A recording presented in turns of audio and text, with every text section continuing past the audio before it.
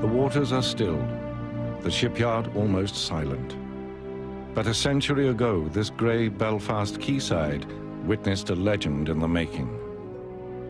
This was the birthplace of the most famous ship the world has ever seen, Titanic.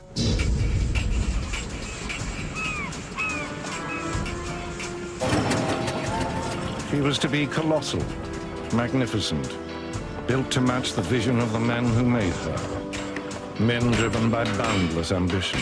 Yes, I am laying down a challenge. Perhaps the greatest in the history of shipbuilding. By a sense of foreboding. Surely the first rule of safety must be to think the unthinkable. And by absolute conviction. If there's a ship safer, we don't know of it. As far as I'm concerned, she is practically unsinkable.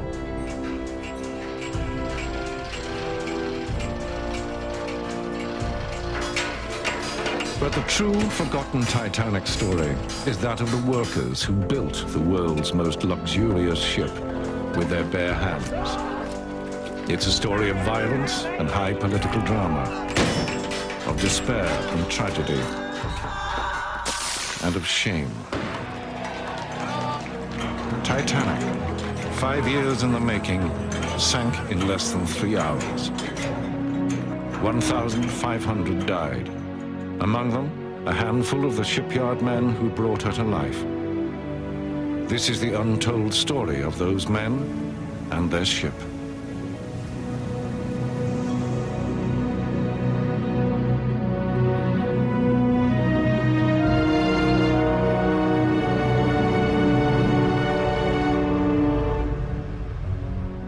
This is Titanic. She was born in the great Edwardian era of luxury liners. Shipyards around the world were locked in a ferocious battle. Who could build the biggest ships, the most lavish, the fastest? The pride of nations was at stake, and the pride of workers too. Every new ship carried an elite troubleshooting team to handle any problems.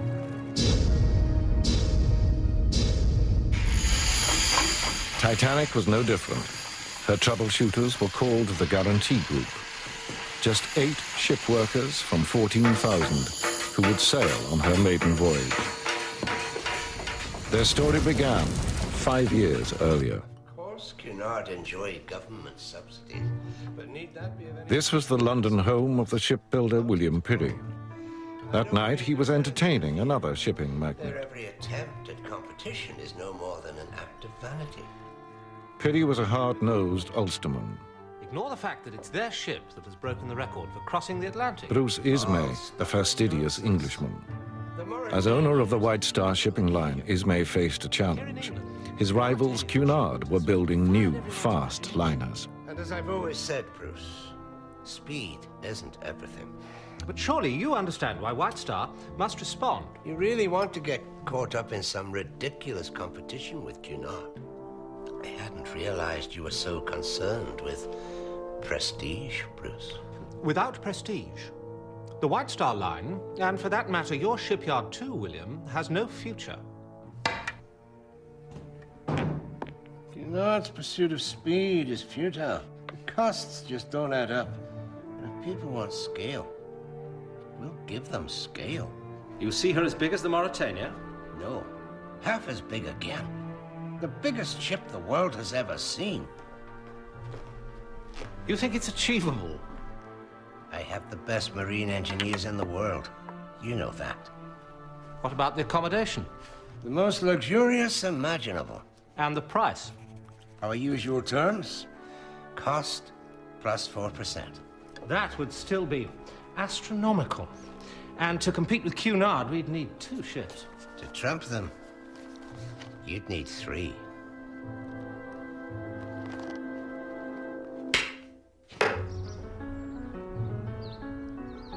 The deal was made in Belgravia, but it was Belfast where Titanic would be built.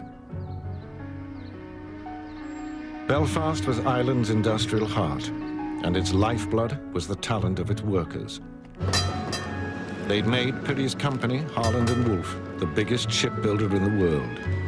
Now a handful of them were about to enter legend. Alfie Cunningham, just 16, was starting as an apprentice. Nervous, Alfie? Who's nervous? His widowed mother had 6 mouths to feed. Alfie was man of the house.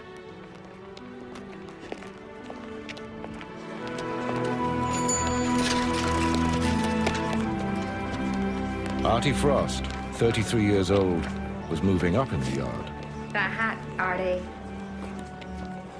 Away. Foreman fitter, a change of status. Morning.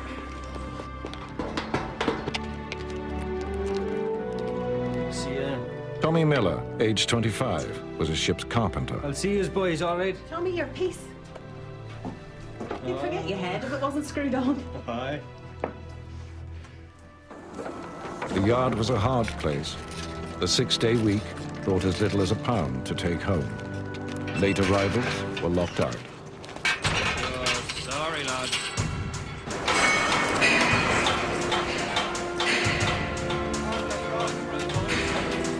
Discipline was the foreman's job. Everyone a god in a bowler hat. A word from a foreman could mean either a job for life or no job at all. Mr. Frost! Mr. Frost! I know my name's son, and you'd be. Alfred Cunningham, sir. Starting today, eh? Yes, sir. Apprentice better.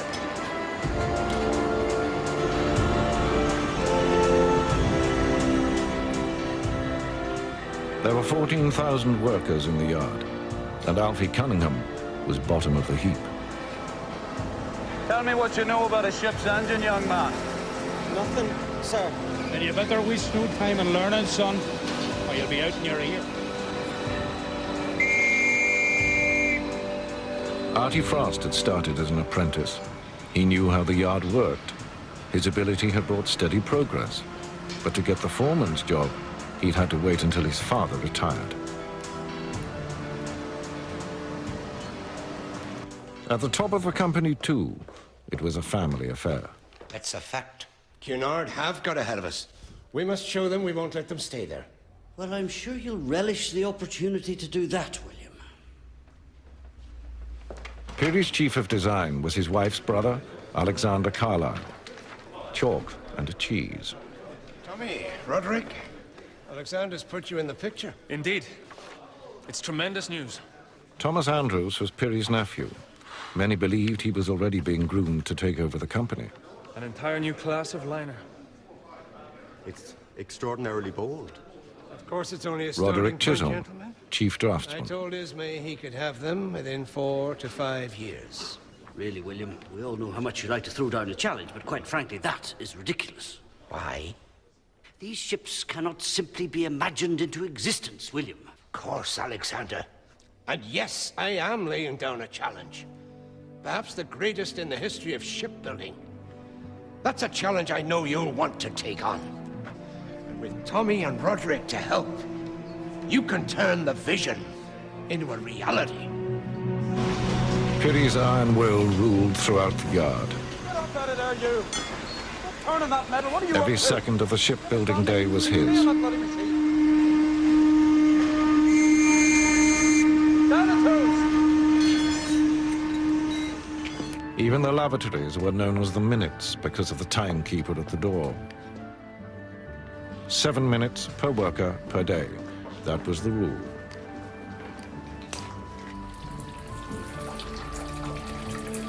First day in the yard, aye?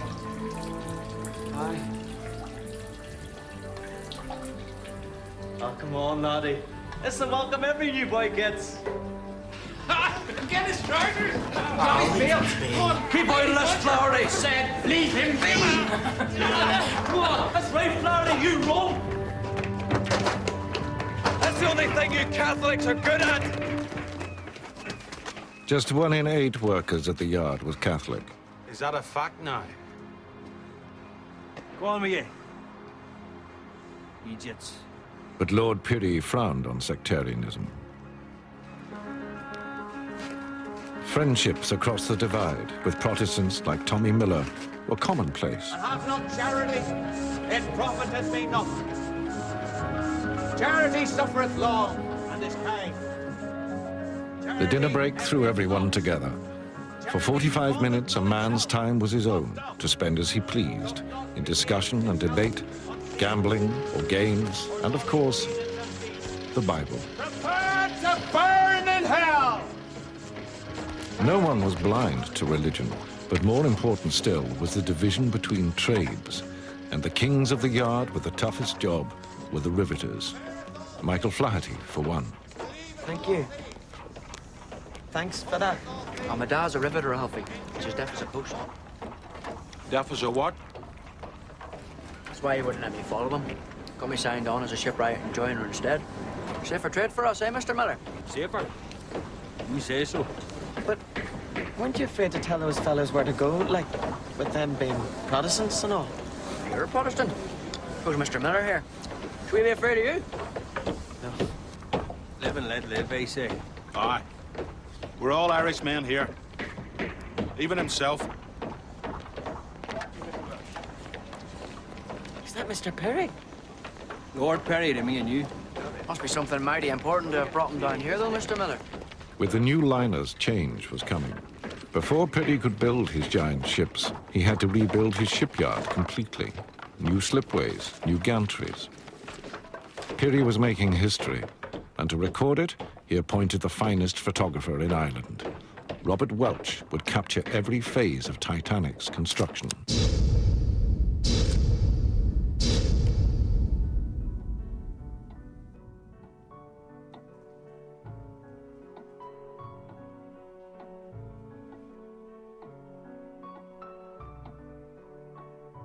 Titanic had begun with a gentleman's agreement. A year on, there was still nothing in writing. Everything depended on Bruce Ismay. Well, It's got 4 funnels.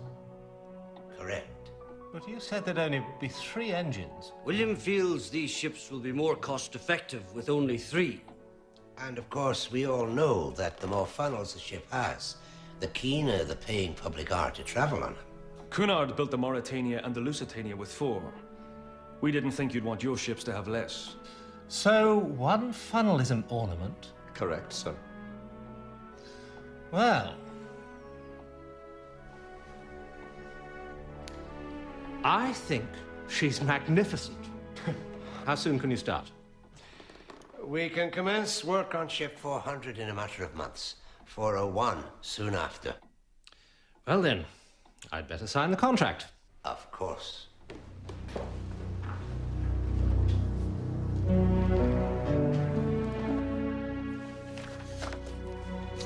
Now, they'll need names. We can't keep calling them ships 400 and 401. Surely, since 400 is the first in the class, we must call her Olympic. Agreed. And 401? She's your ship, Bruce. William, you know your classics. Olympus was home to the Greek gods, that's true, but what of their great rivals, the Titans? Giants, every one of them. Olympic's partner should surely be Titanic. Very good. Titanic it is, then. Was ever a ship more appropriately named? Olympic and Titanic. In Pirrie's eyes, these giant liners would usher in an age of boundless prosperity. What could possibly go wrong?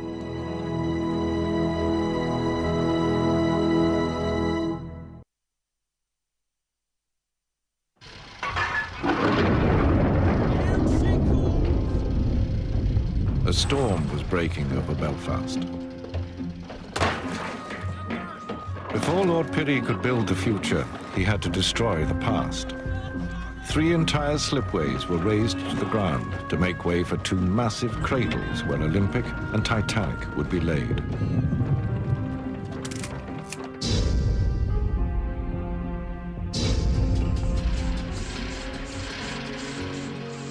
Out of the chaos, Pirrie's vision began to take shape. These giant vessels would need mammoth construction gantries. A 6,000-ton steel skeleton towering over 200 feet, taller than Westminster Abbey.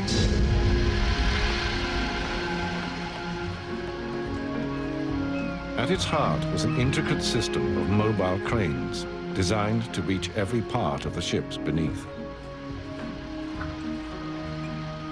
Peary had promised the biggest ships the world had ever seen. It was for the design team to deliver them. They were led by Alexander Carlisle. But it was Peary whose word was final. For him, Olympic and Titanic would confirm Harland and Wolff as the world's greatest shipbuilder.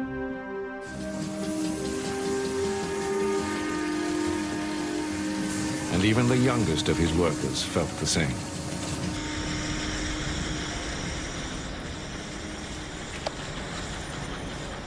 What's that face about? The Olympic. What about the Olympic? You know they're laying down our keel tomorrow. Aye. Our gang's only being sent to do the shore in on her. So what? Oh, come on, Alfie. She's gonna be famous all over the world. So's Titanic. And Mr. Frost says our crew's gonna be fitting Titanic's engines.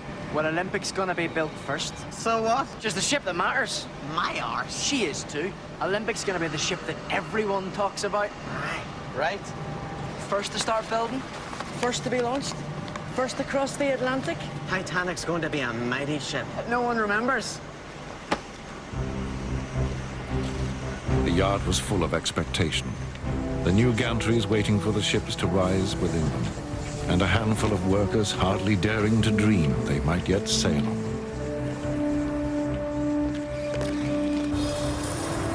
Barely 3 months later, Titanic's own keel was being laid. A gigantic steel spine to support her 880-foot length. The keel plate stood the height of a man, easily reached by the 7-ton riveting machines suspended from the gantry. The wooden blocks beneath were carefully angled, ready for the eventual launch.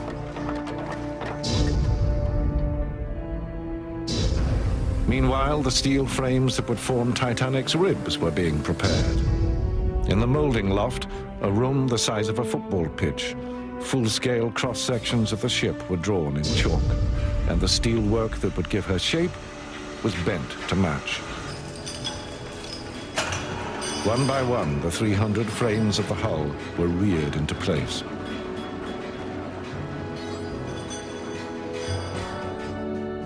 And Lord Peary's ambitions were also growing. Political ambitions. Peary had always been a unionist, happy with his place in the United Kingdom. Overnight, he turned to nationalism.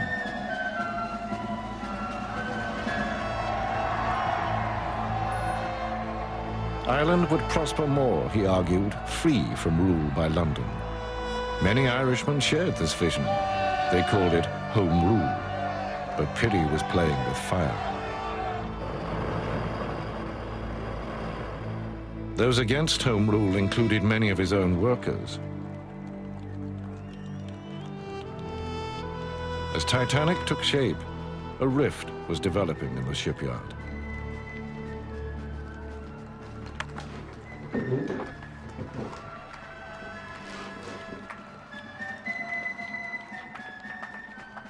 Is this what you call studying then, young man? Just taking a wee break, ma. Some sight, though, isn't it? There's a lot of men I know down there from the yard.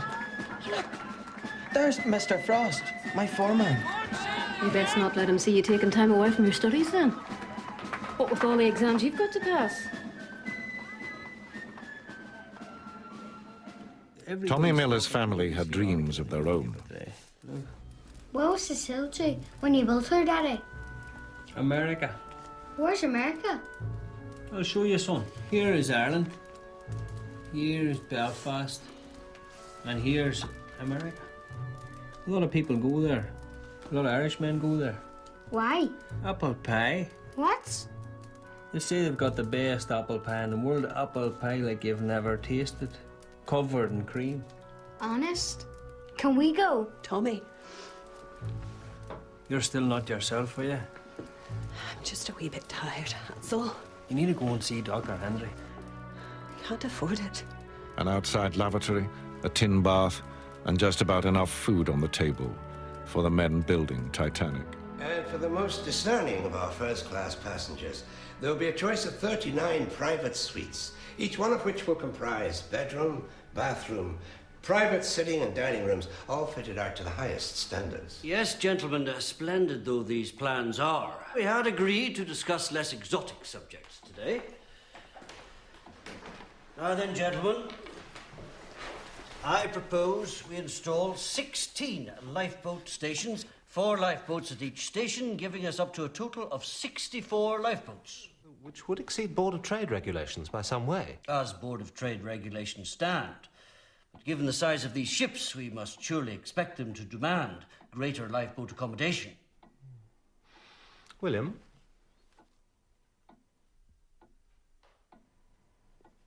I'm sure it's best to prepare for all eventualities.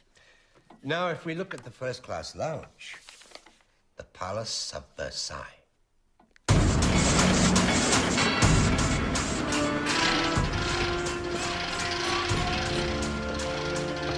It had taken a year. The Titanic skeleton was in place.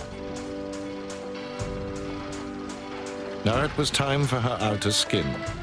2,000 steel plates, 30 feet long and 6 feet broad, each one over an inch thick, weighing 3 tons. Plates were fixed to the frames with rivets, but the curving lines of the hull were too complex now for machines. This called for hair's breadth judgment and muscle power.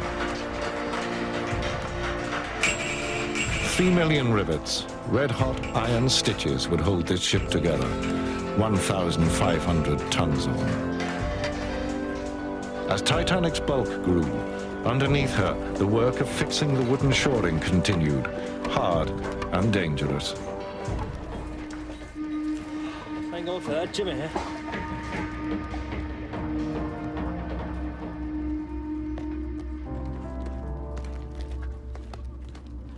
Beneath the activity, there was unease. The rift over Home Rule was growing. The fiercest opposition came from the Orange Order.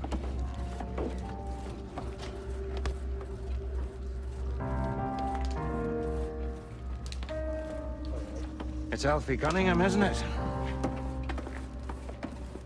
Aye. You ever thought of joining a lodge, son? Oh, well, maybe I have, like, but... Ballymacard Lodge. We meet. I know we meet. Well, that's grand. We're there every Monday, Wednesday, and Friday nights. I hope to see you. Aye. Maybe I will.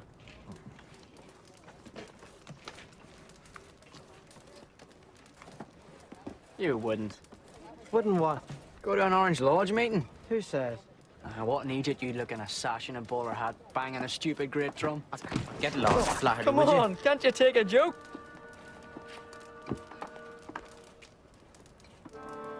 I'm looking for my sister's husband, Tommy Miller. Do you know him? Aye, he's over there. Thomas? Thomas! Honey, what are you doing here? It's Jeannie.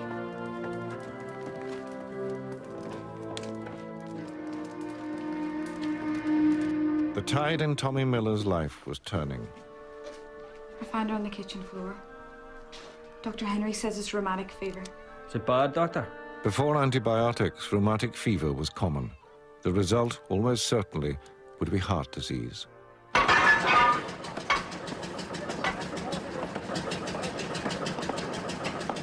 Same shape as you've been building for years, isn't it? Francis Carruthers, the representative from the Board of Trade, charged with ensuring safety standards. Yes, I'm not disputing the size. They're colossal. But the hydrodynamics haven't changed at all. Long and narrow in beam. Which is why they're known as the Greyhounds of the Sea.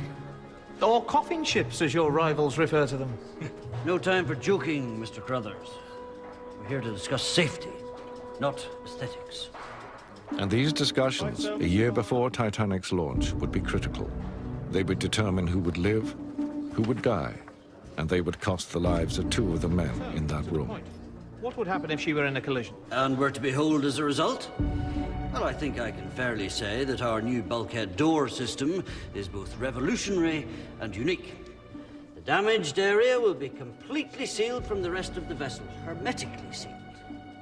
In theory, She should stay afloat no matter what the damage. The ship is, in a real sense, her own lifeboat. Nonetheless, I see you've allowed for 16 lifeboats? 16. I have made allowance for a great deal more than 16. But 16 will meet the legal requirement exactly. Lord Pirrie knows that. He has spoken directly to you? Well, yes. The provision of lifeboats, the entire design, is my responsibility.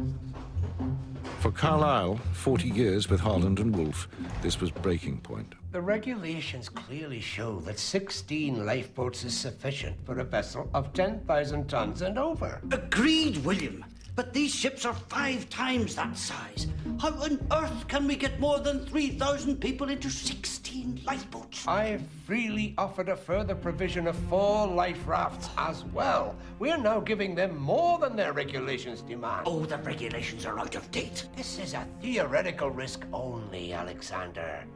The ships have been designed by you so that they cannot sink. Don't you see, William?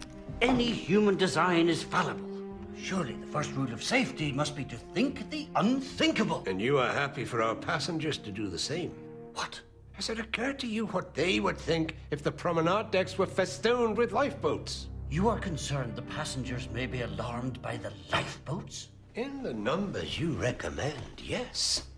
Our intention is to offer passengers the experience of a lifetime, not to frighten them so much they never want to travel on a White Star ship again. So, this is one of your economic decisions. These ships have to sail at a profit, Alexander, and I have to build them at a profit. And no doubt not having to provide a few dozen lifeboats will add a small but very welcome addition to your profit margin. You know that's nonsense. Alexander! It was the end of Carlyle's involvement with the company. Titanic was the last ship he would ever design.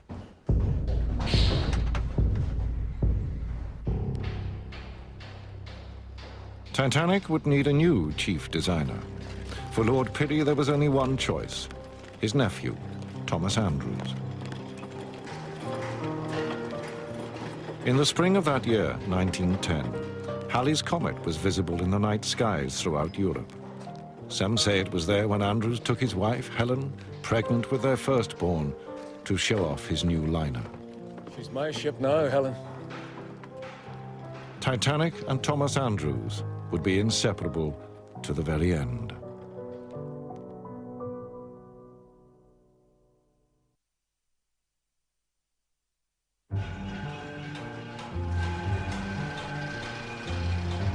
By the spring of 1910, Olympic's hull was fully plated. For the workers on Titanic, the challenge was to catch up. Working with hot metal, speed was everything. The riveters were paid on piece rate. The faster they worked, the more they earned. Danger was always close by.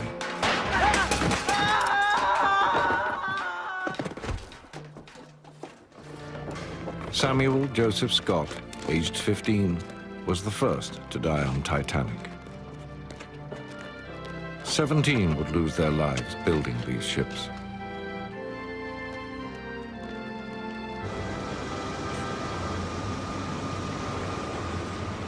Alfie Cunningham was starting work on Titanic's boilers. Theirs was the heartbeat that would pump 30,000 horsepower to the engines. 29 boilers, fed by 159 furnaces, burning over 600 tons of coal each day. The boilers dwarfed the men who built them, but Titanic was designed for efficiency. Excess steam would be diverted through a turbine to increase her power by more than half. And this is where all that energy would be driven, to the giant manganese bronze propellers. A central one of 22 tons, flanked by 2 more, 38 tons each, and 4 times the height of a man. It was these that would drive Titanic through the Atlantic swell, but that was still 2 years away. First, a 200-ton floating crane was needed to lower the engines and boilers into Titanic. A German company was supervising the crane's construction. But as the monster grew, so the rows began. And I'm telling you, bonehead, if you want us up there, you can whistle! The Belfast men were deeply suspicious of the Germans. The lads reckon it's none too safe up there, and they might have a point. The way they see it, it's a German crane. Let them risk their own necks. See, a lot of the boys are convinced they're spies. Come here to steal the secrets of our new ships, sell them to our competitors. No one was better equipped to tackle the problem than the chief draftsman, Roderick Chisholm. His way with words would eventually win him a place on Titanic. Roddy Chisholm had worked his way into management from the shop floor. He could get on with anyone. Better still, he spoke German. Je schneller der Kran steht, desto schneller werdet ihr alle wieder zu Hause. National pride was at stake. The Germans agreed to finish the crane themselves.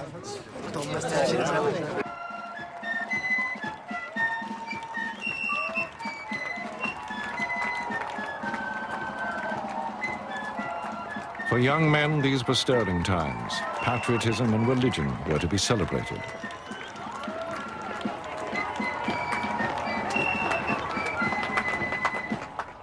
Alfie hadn't joined the Orange Order himself. He was too busy studying.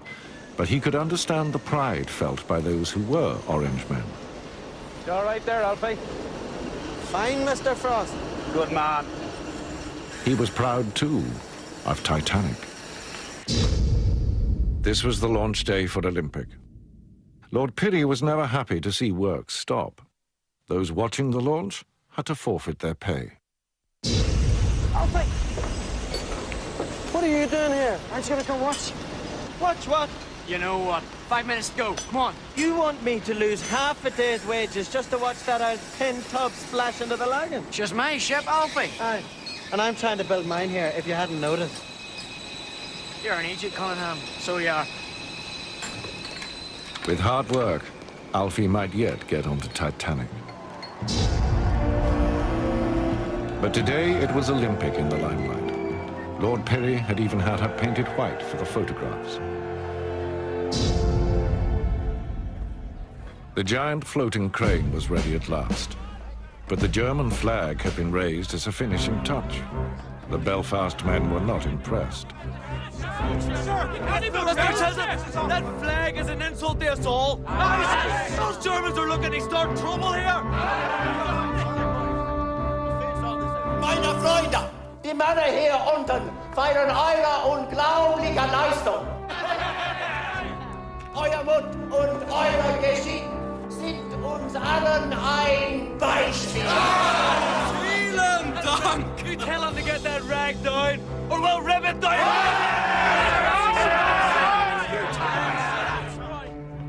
Kommt herunter. Wir wollen auf die Zukunft unserer Länder anstoßen. Ich Michael und Herr Chisholm. Ihren Männern sind ein Haufen von Bettmessern. Aber wir werden ein Bier mit ihnen trinken. So where do we stand, Mr. Chisholm? We've apologized handsomely. And I've promised you all a drink. The Germans surrendered both the crane and their flag. They were even persuaded to hoist the Union Jack. Soon enough, these men really would be at war. But for now, peace.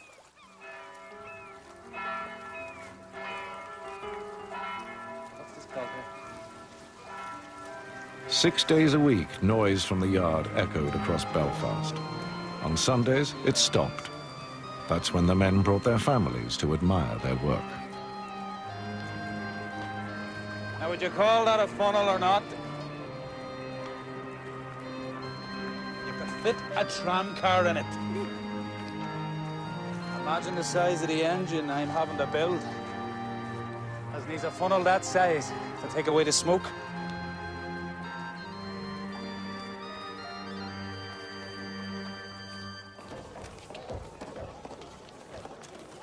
Now the stage was set for Titanic.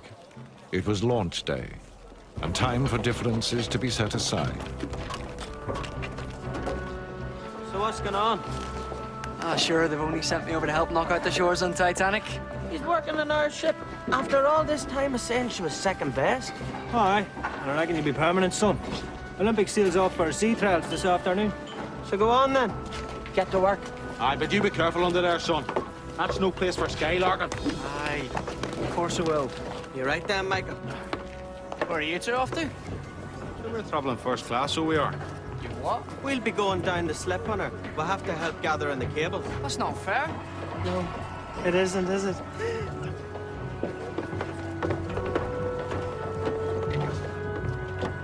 A last inspection for Piri and Ismay.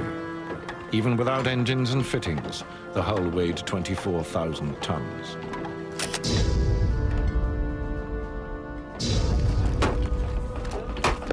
As the timber props were knocked away, her full weight settled onto the sliding way. On the launch platform, Captain Edward J. Smith, who would skipper both Olympic and Titanic.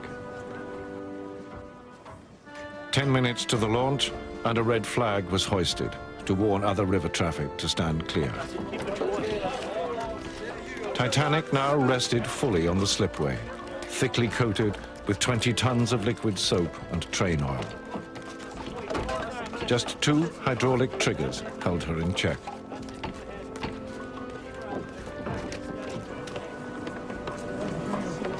There would be no champagne, no ceremonial naming for Titanic. That was not the White Star way. A simple command was enough. Release the triggers!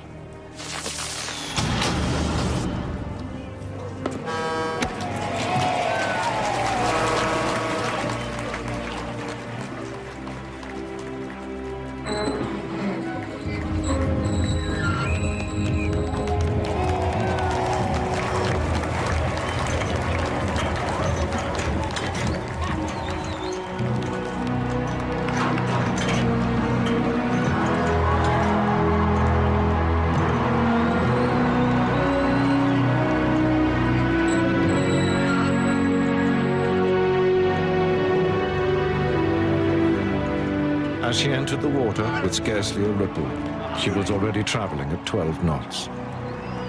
Only the drag chains trailing behind, 160 tons of them, could draw her to a halt. It had taken just 62 seconds. Titanic was afloat.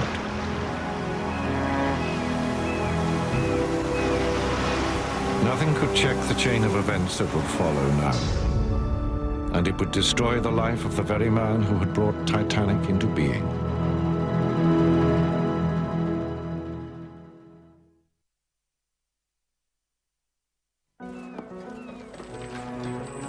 The slipways were empty for the first time in over 2 years. Titanic was in the water. She was still an empty shell waiting for carpenters, engineers, and painters to transform her into a liner.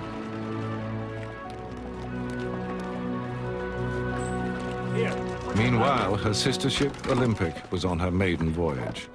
Thomas Andrews was anxious for news. At last. A wire from Olympic. Yes? From Mr. Ismay. He's raised some real concerns about the ship.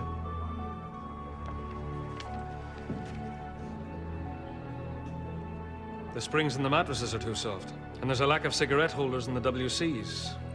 Also, we are short of a potato peeler. Well done, Tommy. Well done.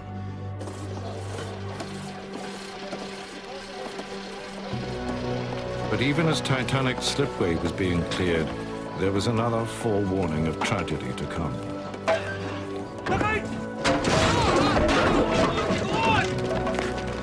Get this off, Laurie! Get to the office, tell them we need an ambulance! James Dobbin, aged 43, was fatally injured by falling timbers. He died the next day.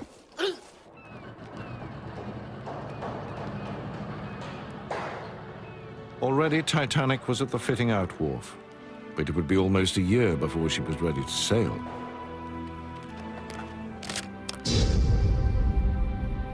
Funnels and boilers, decking and lighting, furnishings, fittings and paintings, all had to be put into place, everything to live up to the dream of the world's greatest liner.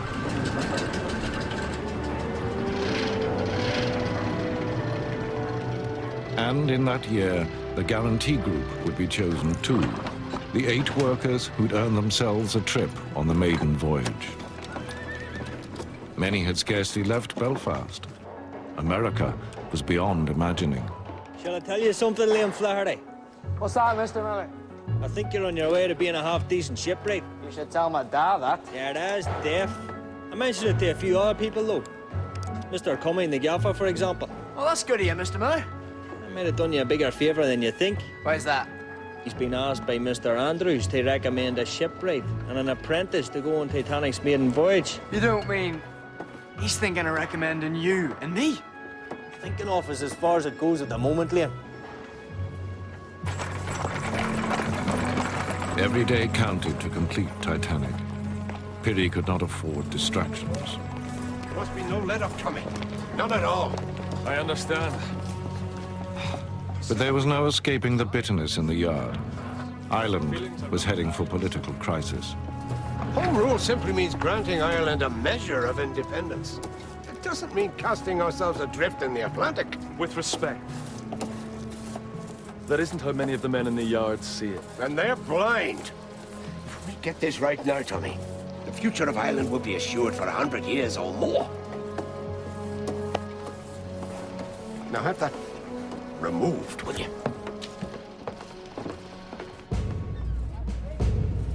The time has come. Not just to stand up and proclaim our Most of Piri's workers were against home rule. Unionists were determined to resist Irish independence, by force if need be. between duplicitous politicians in London and Pope-loving nationalists here in Ireland. We will resist their plans with every means at our disposal. There will be no surrender.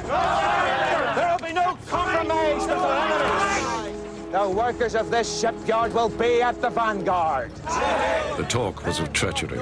Betrayal at first hand. And for Piri's workers, there was one man they could not forgive. William Peary! Come on, ready to deal with the devil! To sell his own soul if it suits him! There was poison in the air. Not succeed! I might be going to New York.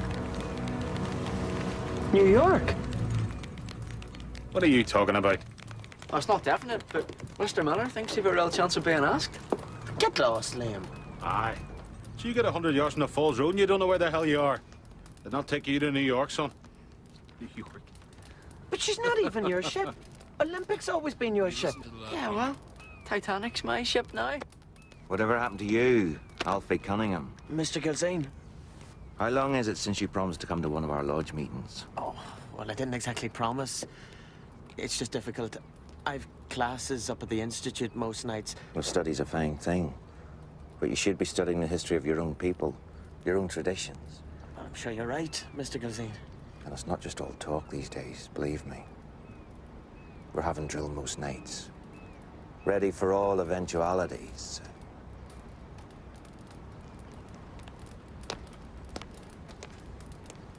Who does he think he is? Drill. There's a lot of that going on at the lodges these days. There's talk they'll be getting rifles. Aye, it's madness. Why? Some of us want this kingdom to stay united.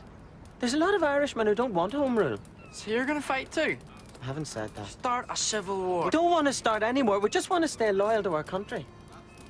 You're starting to sound more and more like your man, Gilzane. Full of shite.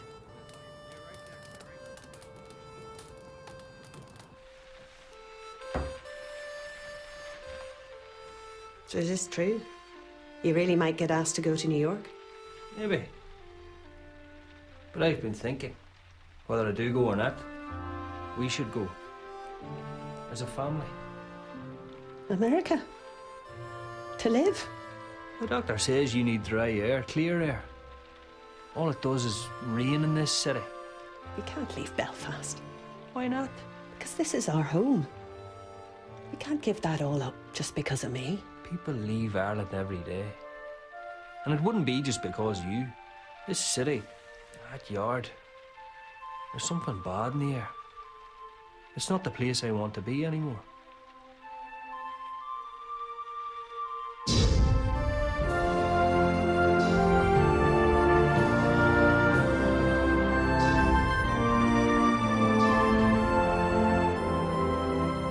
Only on Titanic now did the real world seem far away. Piri's vision was coming to life.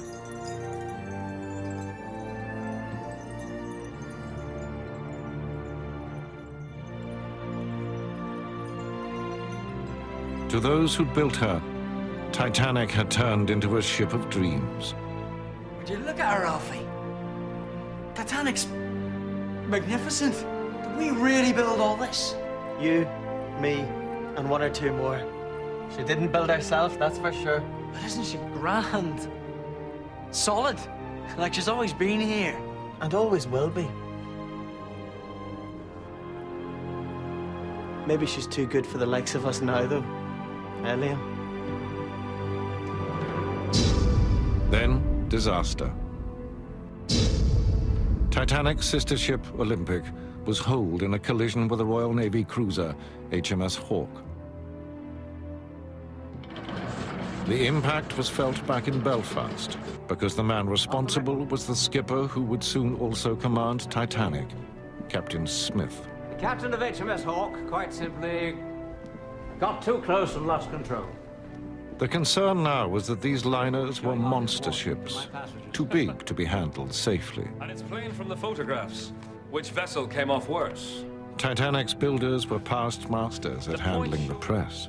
That Olympic comfortably survived the collision. Consider what would have happened to any other vessel which had suffered such severe damage. Say the Mauritania.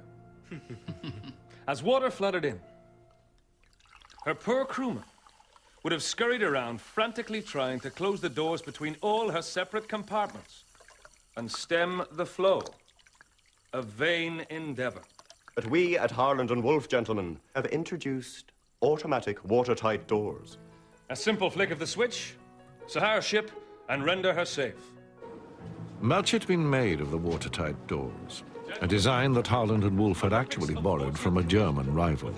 What was undeniable was that they worked. As soon as water is detected in the ship, an electric switch is automatically thrown, causing all the bulkhead doors throughout the ship to close at once. Mr. Frost. I should come to this side of the door, Mr. Green, or you may get very wet. There we are, home and dry. You see? With her automatic doors in place, Olympic had stayed afloat, even with two compartments completely flooded. So this, in your view, makes the ship what? Unsinkable? Captain Smith had long argued exactly that. I cannot conceive of any vital disaster happening to this vessel. Modern shipping has simply gone beyond that. Look, if there's a ship safer, we don't know of it. As far as I'm concerned, she is practically unsinkable.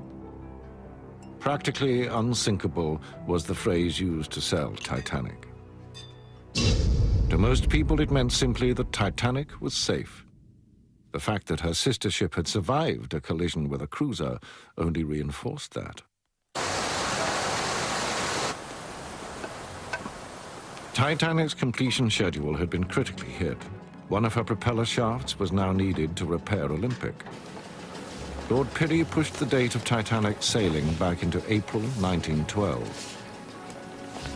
A fatal move. By then, the melting ice pack would lie directly in her path. Piri was on a collision course of his own, bent on home rule, come what may. He intended to stage a rally in the heart of Belfast. His choice of speaker would outrage his opponents. It has to be Mr. Churchill, Margaret. You know they'll hate you for it. We'll make them see the error of their ways. Winston Churchill, the Lord of the Admiralty, was a hate figure for Ulster loyalists. Like Piri, he had a unionist pedigree. He too was seen as a traitor. Keep it coming. Good man. Drop it in there. Easy does it. Ulster's future was in the balance, but Titanic, at last, was in dry dock. Unionists or not, for some workers, it was finishing the ship that mattered. Mr. Frost! What? You know how there's always a bunch of fellas sent with a ship on its maiden voyage? The Guarantee Group? Aye. I have a pal who reckons he might be chosen. Is that a fact now? I was wondering if, like, you know, his foreman might be kidding him on. Why would he do that now? Well, for a start, this pal's a Catholic. No, but, I mean, there's some people in this yard who say if you're not a Protestant and a member of an Orange Lodge, for that matter, you're lucky to have a job at all, let alone go to America on Titanic. There's no place for sectarianism in this yard. The job's what matters. I say that as a Protestant and an Orange man. Could be true. New York? I wouldn't know. I'd only know which engineers would be going. You? Might also have a short list of apprentices in mind to take with me. You don't mean... Take nothing for granted, Alfie. But... Just get on, work hard, see what happens. For Alfie Cunningham, new horizons. But Tommy Miller's prospects were darkening. Boys, how you doing? Annie? Oh, no.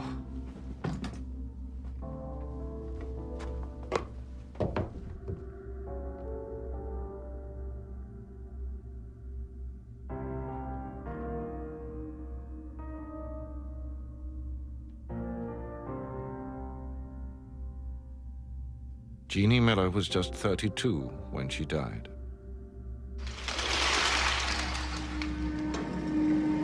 Titanic's maiden voyage was only weeks away. The guarantee group was on everyone's mind. You're lying. I am not. Maybe we'll both get to go to New York. Or maybe he's just stringing you along. Mr. Frost knows I'm good at my job. And you're a prod like he is. What's that got to do with it? Do your chances any harm, will it? What do you mean?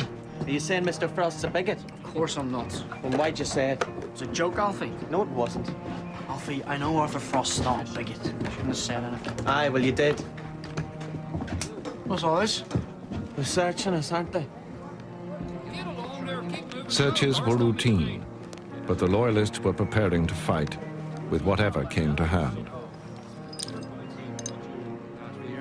Sorry, Matt, no harm, fella. Rivets had stitched Titanic together. They also made lethal ammunition. As Perry prepared to welcome Churchill, the mood in Belfast was ugly. 10,000 troops had been drafted in.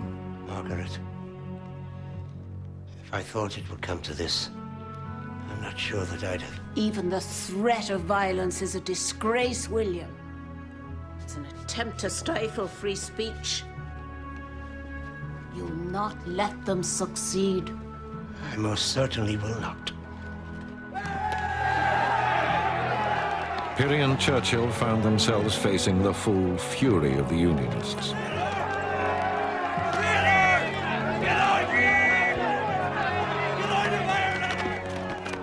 And rivets weren't their only weapons. There were guns on the streets.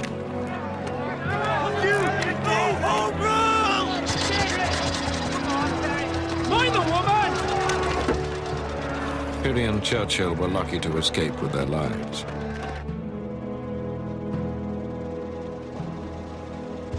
Perry had never been bettered in any confrontation, but that day changed everything.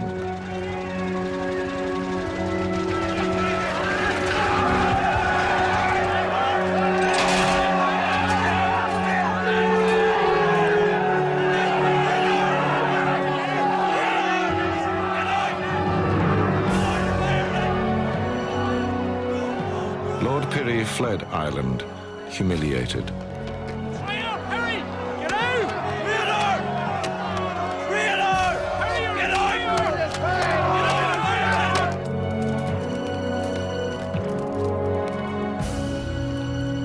The man who had conceived Titanic, the greatest shipbuilder in the world, would never see her again.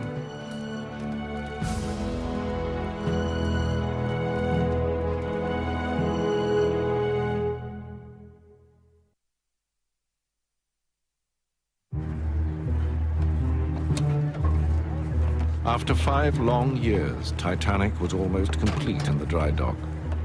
But with Lord Perry's departure, all order had gone. It was no longer safe if you didn't belong. Excuse me, what's wrong with you? Show some manners, will you? I don't take any lessons in manners from you, dirty little pig. Hey, get away. You two think you're safe, don't you? Well, not anymore. Perry ran away, in case you didn't hear. All Catholics run away in the end. Perry's not a Catholic. Aye, he's a Catholic lover. Even worse. Come on, son. Leave it. You're better than this.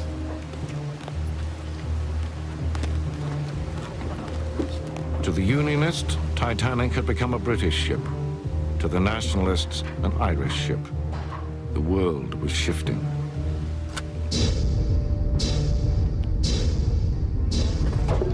Here.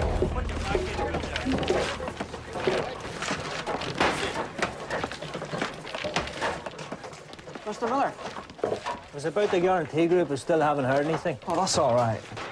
Aye, but the thing is, if you're chosen, you'll not be going with me. What? You mean you've heard you're not going? No, I'm giving this job up. Why? This yard. Never did feel safe, but nowadays, I don't know.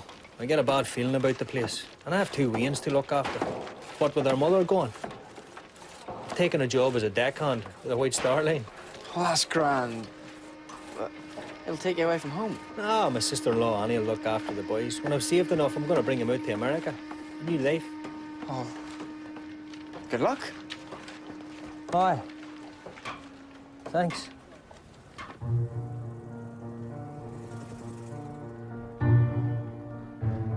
Titanic had been conceived in London's Belgravia. That's where Piri had taken refuge. Uncle William.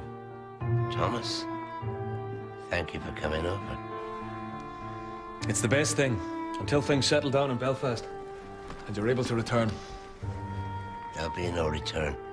I've done with Belfast. You're not saying you've done with shipbuilding. There must be more to life than building ships, Tommy. But I'm gonna need you to run the Belfast shipyard for me from now on. Uncle no William. arguments. You're a unionist, and the best liked man in Harland and Wolff. Something else I want you to do. Titanic's maiden voyage. I was supposed to sail with her. I can't now. Why?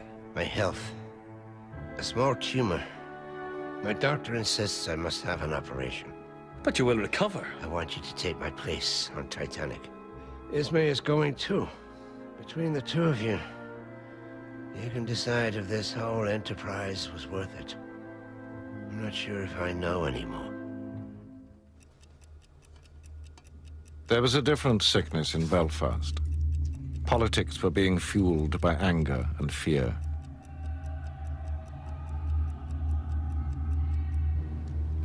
And in the shipyard, there were scores to be settled.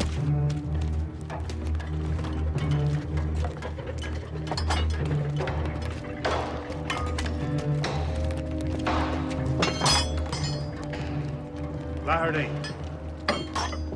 Flaherty. Lord Perry regrets to inform you that you're out of a job. And tell him to come down here and tell me so himself. Come on, Flaherty. You're not that deaf. You touch me one more time, son. You what? Ah, what's going on? Liam, get out of here. I'll be coming up.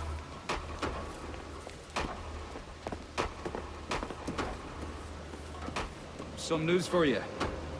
Titanic sails on April 1st. And we're on her. We're in the guarantee group. Go on, boy, just go! What are you doing? Your old man's just been sacked. We're after escorting him from the yard. Ah! Away, Liam! April Fool's Day. Aye, but it's not a joke. And neither is this. Your pal Liam Flaherty's definitely going with us. Does he know? I doubt it. Where are you going, son?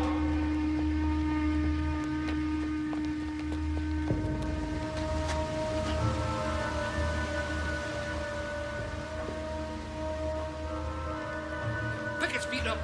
He's dead. Yeah, aye. Keep him moving. There, right. Will not take you all the way. You want to walk out unassisted, like the proud men you are. You Athenian scum. Get back to the falls with you. There'll be a tram any time. What's going on? These men have decided to look for work elsewhere. What? You've done this to them because they're Catholics. They got what was coming. You make me sick.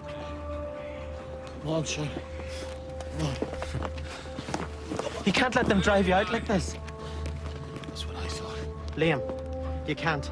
You've been picked for the guarantee group. It's definite. We're on Titanic together. Tell them they'll need to get someone else, will you? In the face of bigotry, many friendships were coming to an end. Titanic now was ready to leave the city of her birth and to face her final test. Her sea trials.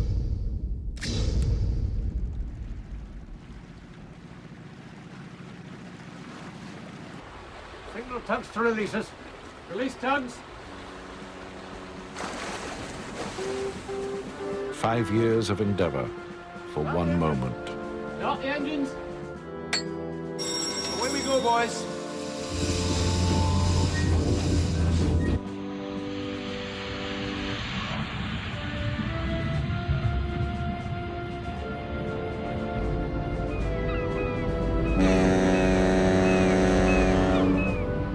The steam from the boilers drove the main engines at a pressure of over 200 pounds per square inch.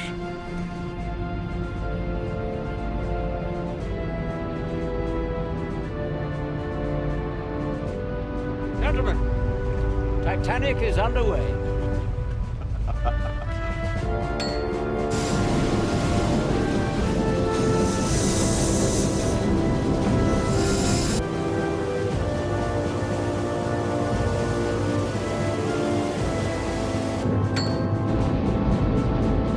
And with her turbine engaging the central propeller, she was brought up to cruising speed.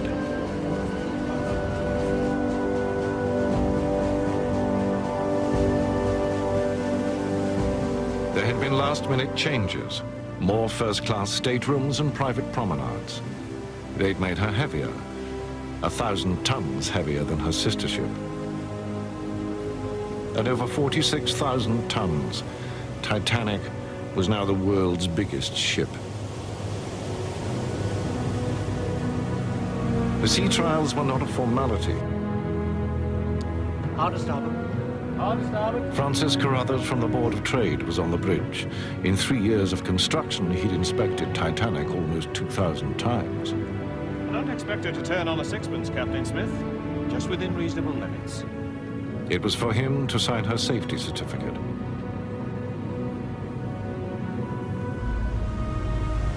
On that April day in the Irish Sea, Titanic was put to the crucial test. At her full speed, 21 knots, how quickly could she stop? Full speed astern. Full speed astern. Full stern! Not as quick as you can!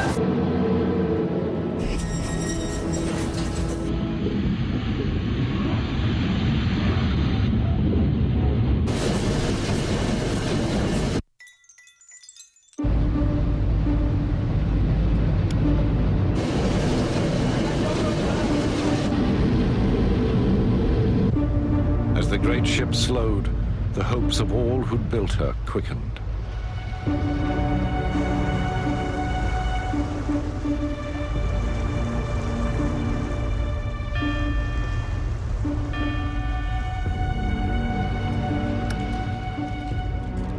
Well, Mr. Carruthers. 850 yards.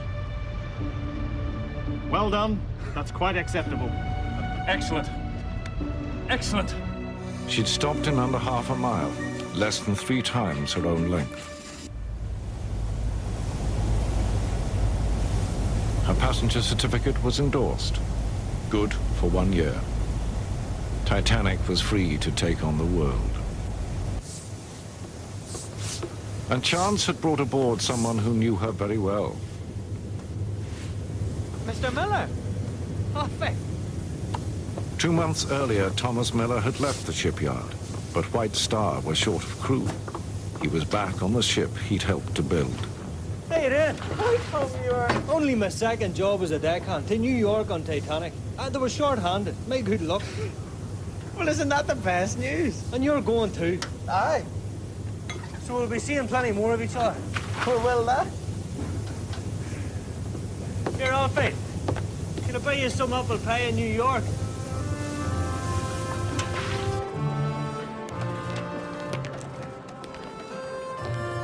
With the fading light, Titanic prepared to leave her birthplace for good. And Thomas Andrews gathered his prized guarantee group, the troubleshooting team for the maiden voyage. 8 trusted men, among them Roderick Chisholm, Artie Frost,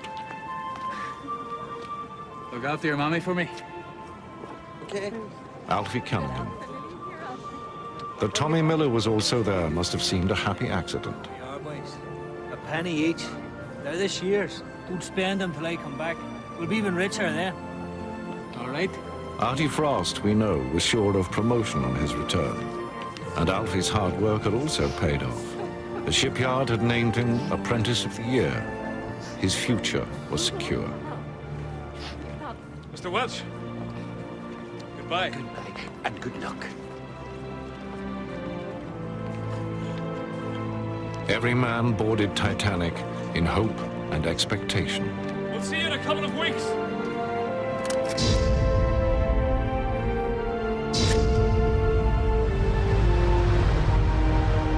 Days later, on the night of April the 14th, 1912, Titanic, the biggest ship in the world, met her iceberg, shaped by nature 6 times her size.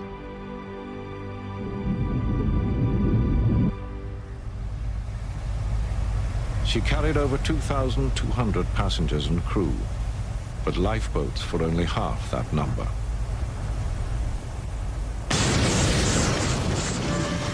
As rivets popped and steel plates parted, half a dozen gashes left Titanic mortally wounded.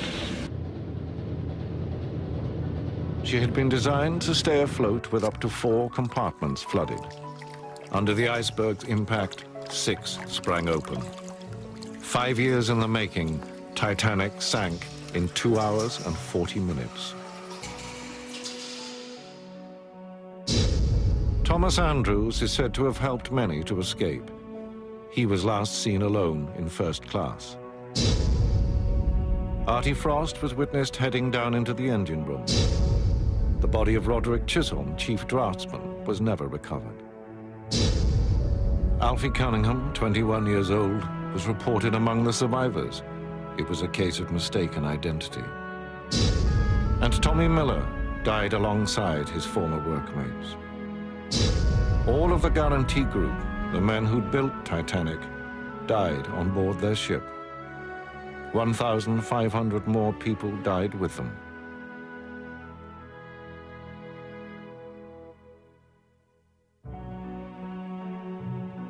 Titanic's owner, Bruce Ismay, did find a place in the lifeboats, a disgrace that finished his career.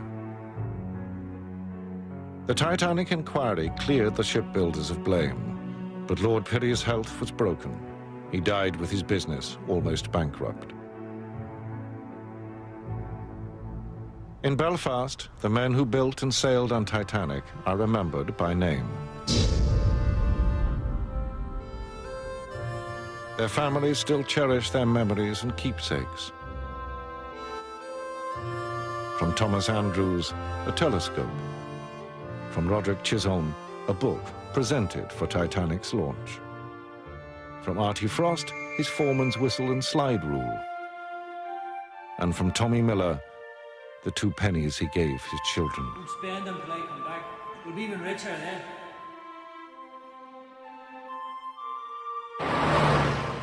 Those who built Titanic believed they stood at the dawn of a new era. Sadly, they were right. Within 2 years, the entire world would be at war. The Edwardian dream was over. But the dreams of the men who brought Titanic to life would never die. They have become part of her legend.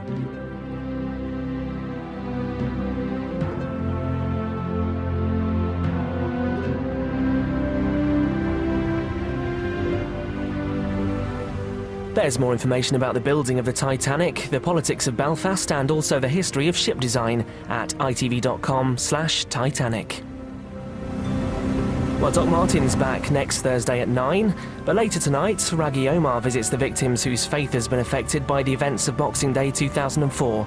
Tsunami Journeys at 11:05 after the news, which is next.